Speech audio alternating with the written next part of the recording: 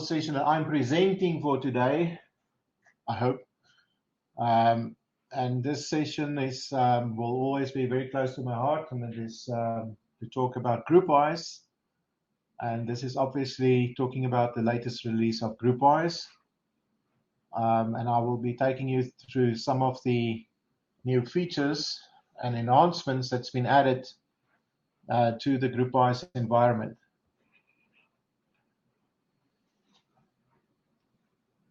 Let's quickly get to the next slide. I noticed that yesterday the releases became available of the latest release of GroupWise. There's quite a number of additional added features and fixes. You'll notice immediately there's a whole new version numbering scheme for GroupWise. I am going to talk about GroupWise 18.5 and GroupWise 23.4 because I know there's quite a number of people that haven't upgraded yet to 18.5, and you also need to be aware of the new features that are available on GroupWise 18.5 and obviously also included when you go to GroupWise 23.4.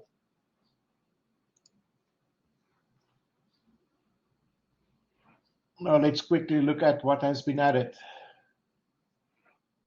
Okay, when we look at GroupWise 18.5, one of the key things that was done there was to include an updated cipher string, just to make sure that we are compliant with the latest cipher requirements in terms of digital services, etc. So those are the type of things that need to be taken into account. And a number of improvements on mailbox management was added. If we look at folder management, gave the administrators of domains and post office the ability to create and remove folders for users, also grant or remove proxy access to other accounts, which became a very useful feature. Also the ability to edit and remove rules from the GroupWise administration. So there was quite a few things that was done from that perspective. It also introduced the Zoom integration, allowing people to actually schedule meetings specifically on Zoom, as well as the ability to create what we call resource pools. Now with this, when you create a resource pool, it means that let's say you have 20 meeting rooms, you don't need to go and do a busy search on each and every meeting room to see when they are available. You can book the resource pool, which may be called meeting rooms, and the first one that is available will actually be booked when you schedule a meeting. Another component that was added which I find quite useful, was the ability to set travel time on appointments. But nowadays that we often work remotely on video conferences, travel time is not always needed. But I also regard that travel time as preparation time.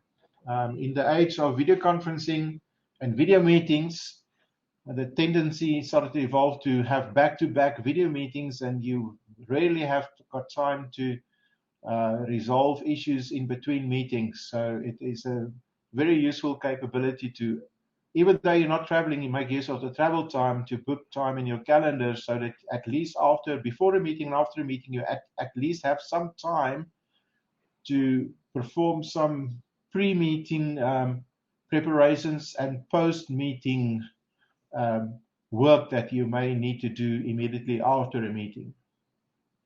Something that was also added was client emoji controls.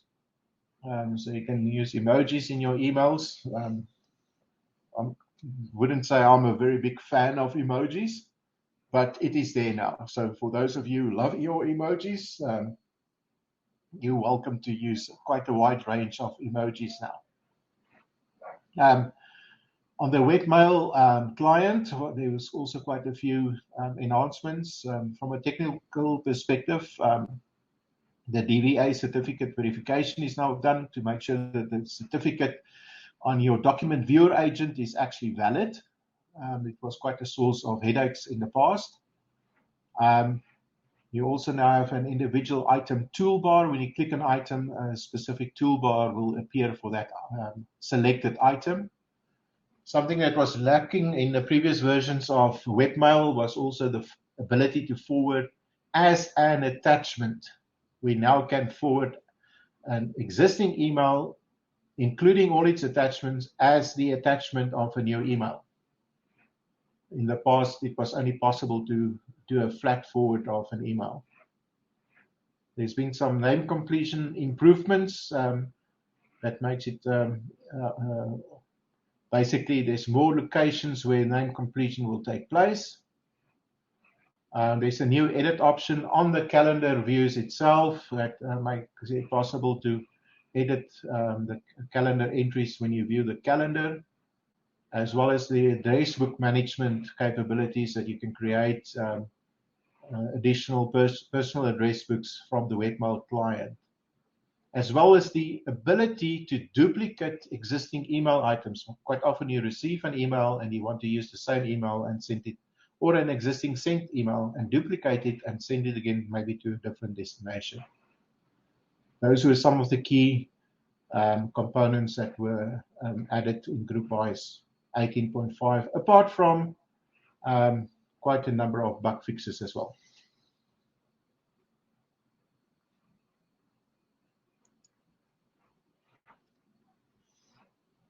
Now, within the new GroupWise 23.4, which I know no client is, unless you've been part of the beta testing process, probably is running GroupWise 23.4. Now, just an explanation on how it works now. Next year's release of GroupWise will first be GroupWise 24.1, 24.2, 24.3, and then 24.4. So there's always a quarterly release, and the number indicates the year, and after the dot, which part of the year it was released. If we look at, first of all, GroupWise Web Access Control, where you can control who have got access to GroupWise Web Access or the webmail client. That is now available in the GroupWise Administrator console, which I will show you later on. There's also the GroupWise mailbox management that is now available for your resources as well. In the past, we could only do mailbox management on the users. We can now do that on the resources. Quite a few new default actions have appeared, especially in terms of the use of filer.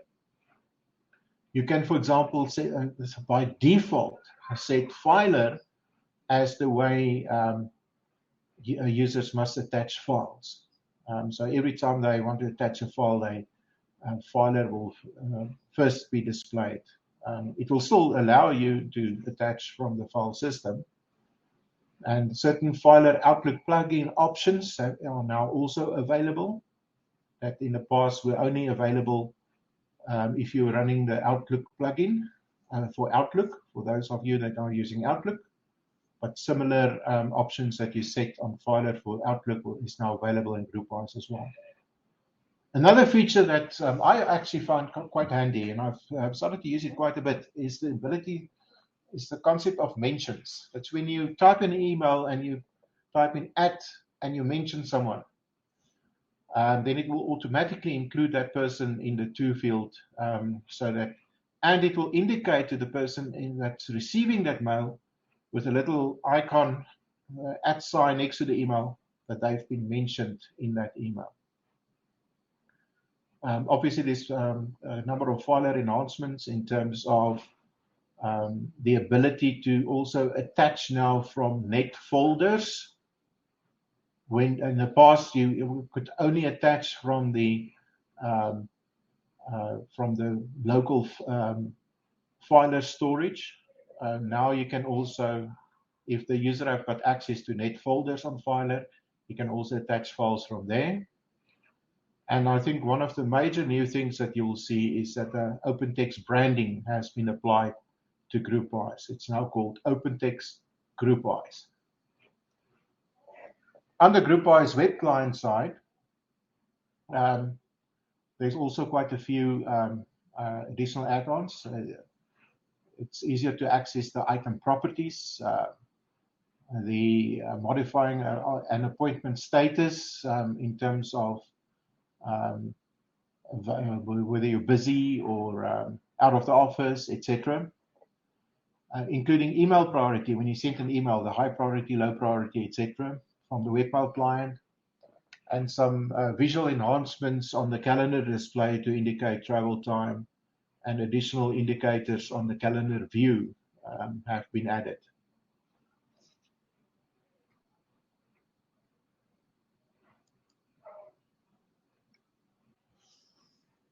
I didn't include anything in terms of the GroupWise 18.5 mobility update because that release basically only included bug fixes, as I mentioned there. One of the options you now have is an air gap installation option for mobility. You may want to run mobility without it being exposed to the internet and only on the private network. And only when people are on the local Wi-Fi, they can access the email, but they cannot access it via public internet or anything like that. There's the air gap option now available on mobility. If you have a very secure environment and you still want people to be able to use mobile devices, but it should not happen via the internet.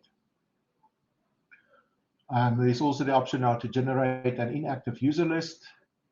And users will actually now receive a notification when their mobility account has been provisioned. So it's ready for them to actually go and make the configuration on their mobile device to access the mobility server.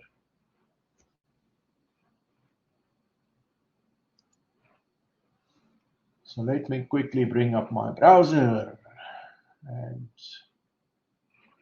get it onto that side.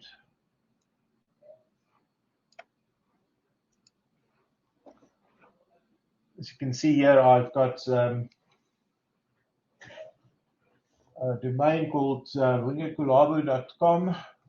It's actually part of our cloud-hosted service for some clients. Wingo Kulabo means is actually cloud computing or cloud collaboration, sorry, in Swahili. So I'm quickly going to log in here as a demo user account. Sorry, I'm using the wrong browser. Let me just get to the right browser.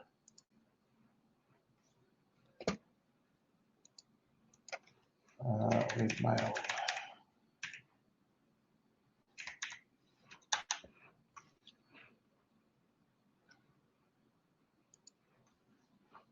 I've got the demo account I'm going to quickly use to log in here.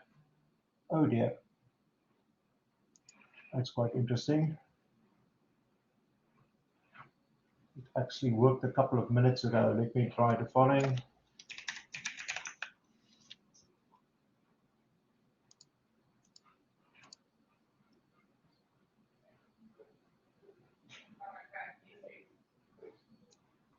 Now it's at my password. Let me just quickly correct that.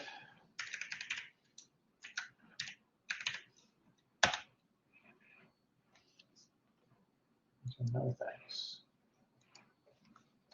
As you can see, whole new branding.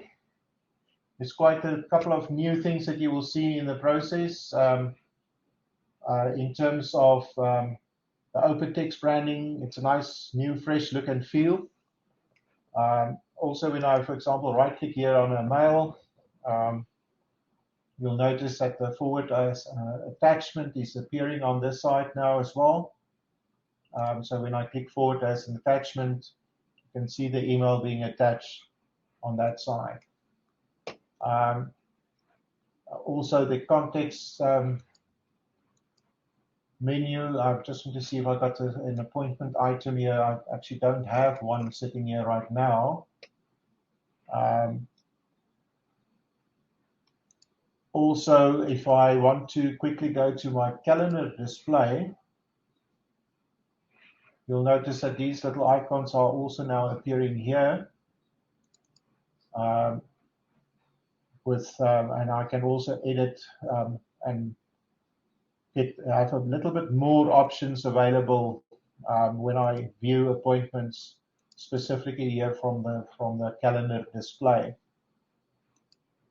So it's a nice new refreshed look. It's nice and fast. Also, when I go to my contacts, if you, for example, want to edit a contact, or that's a copy command. If I want to edit it, I can edit my contacts also from here. If I go to my frequent contacts, I don't know why it's not popping up right away.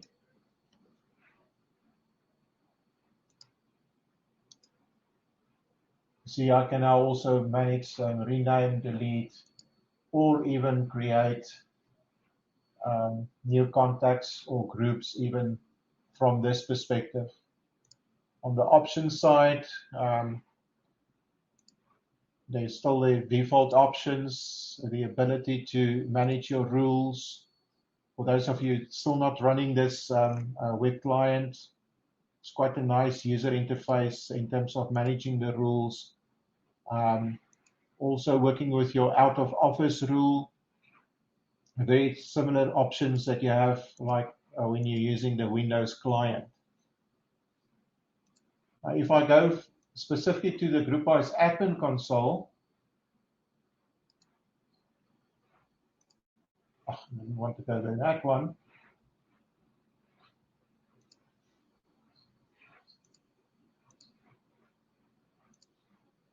I wanted to. Okay, that is my problem. Let me just quickly. Forgot I'm not on my VPN at the moment. Let me just quickly connect to my VPN.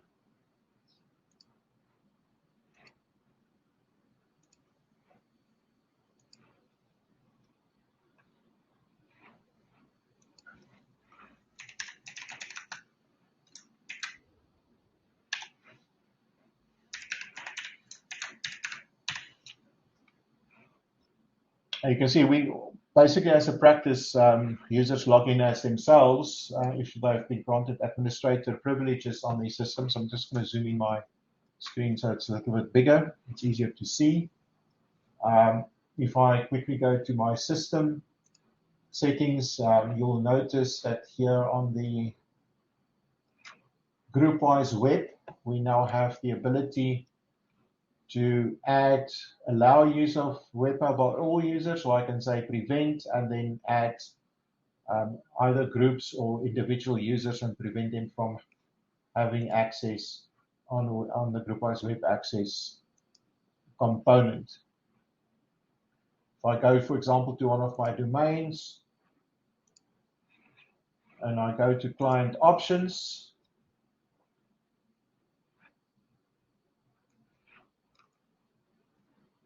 you'll notice that for those of you who've not known about the emojis before, you can enable auto emojis, or you can disable it, or you can even force emojis to be grayscale. And you can also enable or disable mentions from the GroupWise administration console. One of the components is on the integrations. When we specifically look at Filer, people always sometimes forget to enable Filer. You can see we force all our attachments that's larger than a certain size straight into the Filer environment. This is here where you can enable Zoom if you want to use the Zoom integration, or if you're using multiple video conferencing platforms, the alternative is to use NETCB's video conferencing add-on that also supports Microsoft Teams and a host of other conferencing platforms. If I quickly go back to my client options, just quickly want to show something on the client access. Is a specific setting I was looking for. Oh yes, it is also something that I know that a lot of people actually forgotten about. On GroupWise, when it comes to global signatures, it is the ability to set up template signatures for your users. This ensures that every person in the organization is actually using a standardized signature. For example, for this whole net.Share event, we actually used quite a fancy signature with links to the event, but also ensuring that we have a standardized template for how signature information will be displayed. Otherwise, you get this thing that every user has got their own way of setting up these signatures at the end of the day. So there's a couple of these little things that's been added. If I go to a specific user account, I'm just quickly going to go to one of these demo users. If I go to the user mailbox,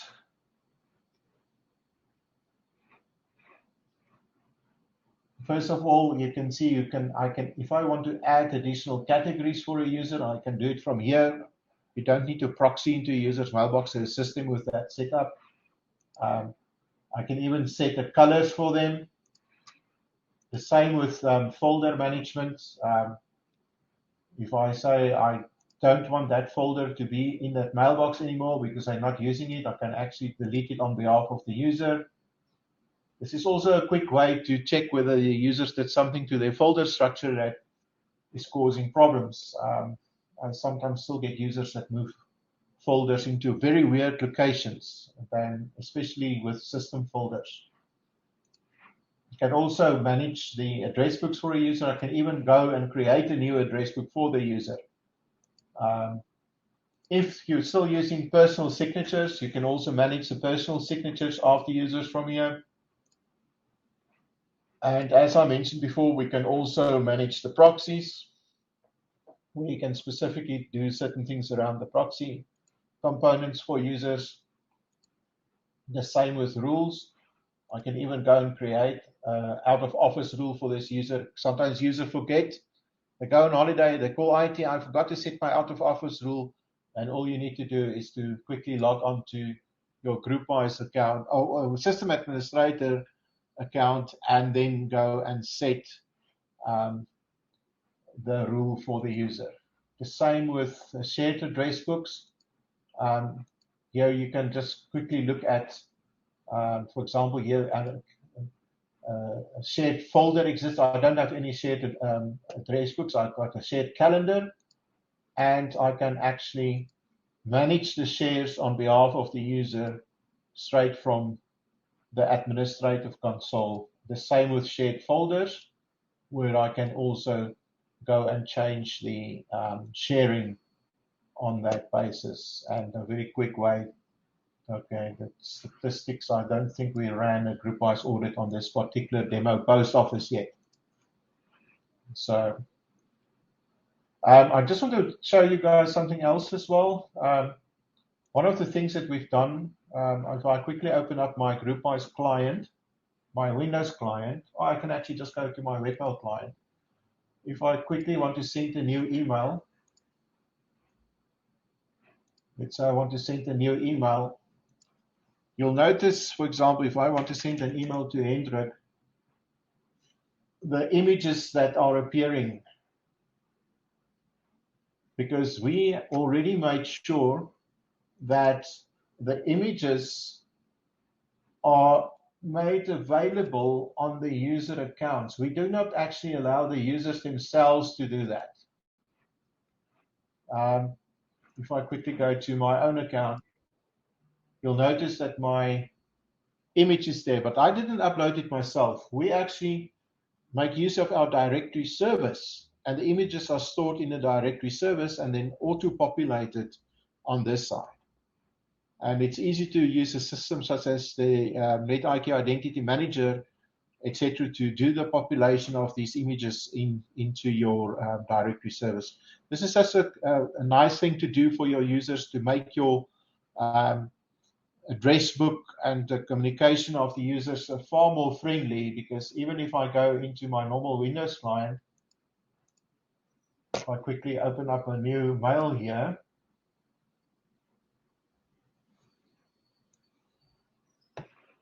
and you can see when I, let me misclick there for a bit. If I quickly open up a mail view and I would say I want to send a mail to Hendrik, and immediately you can see the same images have been populated here.